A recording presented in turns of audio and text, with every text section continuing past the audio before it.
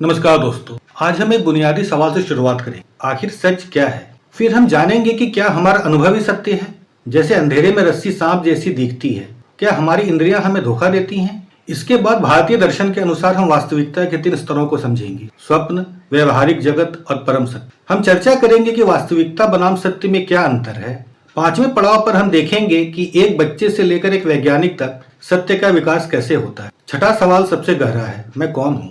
7वें भाग में हम नेति के प्राचीन सिद्धांत को समझेंगे, जहाँ प्याज की छिलकों की तरह भ्रम को हटाकर सत्य तक पहुंचाया जाता है। और अंत में हम द मैट्रिक्स और इंसेप्शन जैसी आधुनिक फिल्मों के जरिए इन दार्शनिक सिद्धांतों को आज के नजरिए से देखें। जीवन के कुछ प्रश्न ऐसे होते हैं जो समय, परिस्थिति और व्यक्ति से परे जाकर हमें भीतर तक झकझोर देते हैं। सच क्या है? यह उन्हीं में से एक प्रश्न है। हम जो देखते हैं, क्या वही सच है या उसके पीछे कोई और गहरी वास्तविकता छिपी हुई है? इसी खोज की यात्रा हमें दर्शन की ओर ले जाती। कल्पना कीजिए एक छोटे बच्चे की, जिसे लगता है कि चांद उसके पीछे पीछे चल रहा है। उसके लिए यह अनुभव पूर्णतः सत्य, पर जैसे जैसे वह बड़ा होता है उसे समझ आता है कि चांद स्थिर है और उसका पुराना सच दरअसल एक भ्रम था। यह उदाहरण हमें मूलभूत बात सिखाता है, हमारा अनुभव ही सत्य नहीं होता, सत्य उससे कहीं अधिक गहरा और स्थायी हो सकता है। इसी विचार को एक प्रसिद्ध उदाहरण और स्पष्ट करता है। अंधेरे में पड़ी रस्सी को सांप समझ लेना।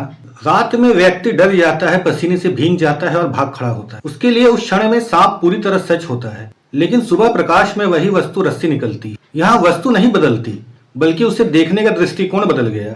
यही हमारी जीवन यात्रा का मूल है, भ्रम से वास्तविकता और वास्तविकता से परम सत्य की ओर बढ़। दर्शन हमें बताता है कि हम 3 स्तरों की वास्तविकताओं में जीते हैं। पहला है भ्रम का स्तर। यहाँ चीजें वैसी नहीं होती जैसी दिखाई देती, जैसे सपने या मृत तृष्णा। दूसरा है व्यवहारिक स्तर, हमारी रोजमर्रा की दुनिया, जहाँ वस्तुएं और अनुभव कार्यात्मक रूप से सत्य होते हैं। तीसरा और सर्वोच्च स्तर है परम सत्य, जो न बदलता है न नष्ट होता है और जो हर परिवर्तन के पीछे स्थिर रहता है। यहाँ एक महत्वपूर्ण अंतर समझना आवश्यक है, वास्तविकता और सत्य। वास्तविकता वह है जो बस है, जबकि सत्य वह है जो उस वास्तविकता के बारे में सही कथन करता है। उदाहरण के लिए, एक सेब का अस्तित्व वास्तविक है, सेब लाल है। यह एक सत्य कथन हो सकता है यदि वह वास्तविकता से मेल खाता हो तो।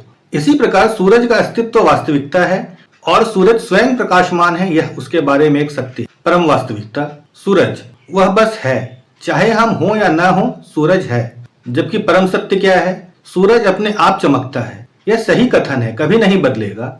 दोनों अलग अलग चीजें नहीं हैं। यहाँ परम वास्तविकता सूरज है और परम सत्य उसके बारे में सही बात, जो है सूरज चमकता है। दोनों जरूरी हैं, लेकिन सत्य की खोज हमेशा वास्तविकता की खोज से थोड़ी गहरी होती है, क्योंकि वह चीज के अस्तित्व से आगे बढ़कर उसके बारे में निरपेक्ष सही ज्ञान तक पहुंचना चाहती है। जैसे जैसे हमारा ज्ञान बढ़ता है, वैसे वैसे हमारा सत्य भी विकसित हो। एक बच्चा मानता है कि सूरज उगता है और डूबता है, जबकि एक वैज्ञानिक मानता है कि पृथ्वी घूमती है। दोनों अपने अपने स्तर पर सही हैं, पर ज्ञान का विस्तार वास्तविकता की समझ को गहरा करता है। सत्य की खोज एक सीढ़ी की तरह है।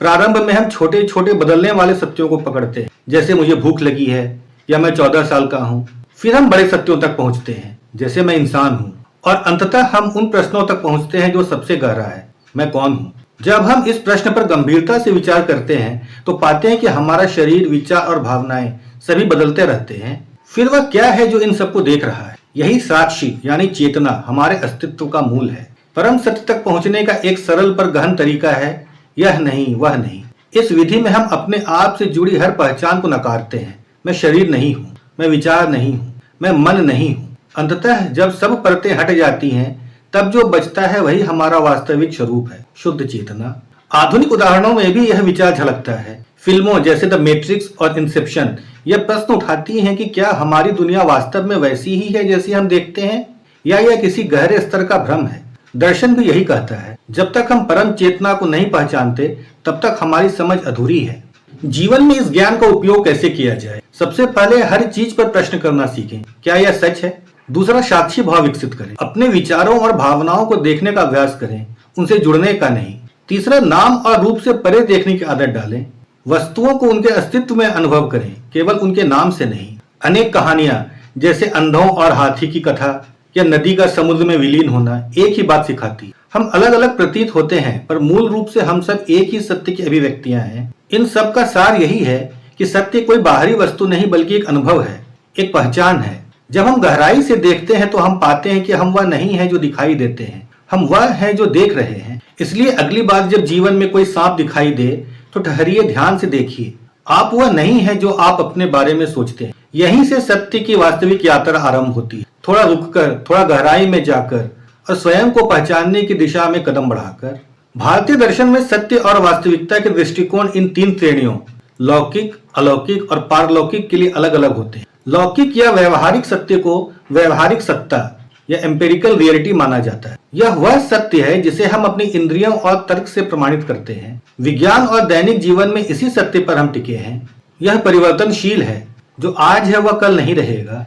इसीलिए इसे अंतिम सत्य नहीं बल्कि सापेक्ष सत्य या रिलेटिव ट्रुथ मानते हैं। अलौकिक या प्रातिभाषिक या दिव्य सत्य, यह व्यक्तिगत अनुभव और दिव्य अनुभूति पर आधारित होता है। यह तर्क की सीमाओं से परे है, इसे हर कोई प्रमाणित नहीं कर सकता। यह चेतना की एक विशेष स्तर की वास्तविकता है।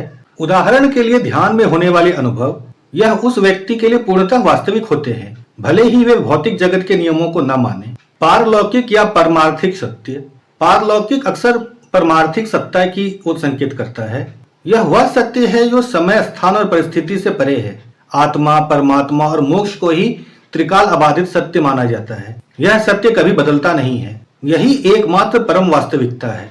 बाकी सब लौकिक या अलौकिक इसी मूल वास्तविकता के विभिन्न प्रतिबिंब का रूप मात्र है। तो हमारे लिए सत्य क्या है? यदि हम तर्क और प्रत्यक्ष प्रमाण को मानते हैं तो हमारे लिए लौकिक ही वास्तविकता है। यदि हम आध्यात्मिक साधक हैं तो हमारे लिए लौकिक केवल एक पड़ाव है और पारलौकिक या परम सत्य ही अंतिम वास्तविकता है। दर्शन के अनुसार सत्य वह है जो कभी नष्ट न हो, इसे अविनाशी भी कहा गया है। इसलिए पारलौकिक को ही सर्वोत्तम सत्य माना जाता है।